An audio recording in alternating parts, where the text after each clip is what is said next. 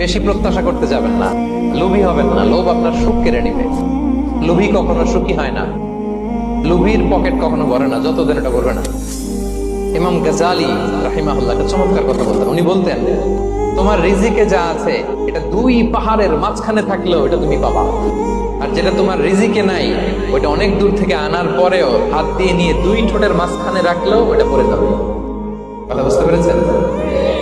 যেটা রিজিকে আছে ওই মাউন্ট এভারেস্টের উপরে থাকলেও এটা আপনার কাছে আসবে, যেটা রিজিকে নাই দুই ঠোঁটের মাঝখান থেকে ওটা পড়ে যাবে। বেশি প্রত্যাশা করতে যাবেন না, লোভী হবেন না। লোভ আপনার সুখ কেড়ে নিবে। লোভী কখনো সুখী হয় না, লোভীর পকেট কখনো ভরে না যতদিন এটা করবে না। ইমাম গাজালি রাহিমাহুল্লাহ একটা চমৎকার কথা বলতেন। উনি বলতেন, তোমার রিজিকে যা আছে এটা দুই পাহাড়ের মাঝখানে থাকলেও এটা তুমি পাবা, আর যেটা তোমার রিজিকে নাই ওইটা অনেক দূর থেকে আনার পরেও হাত দিয়ে নিয়ে দুই ঠোঁটের মাঝখানে রাখলেও ওটা পড়ে যাবে। কথা বুঝতে পেরেছেন?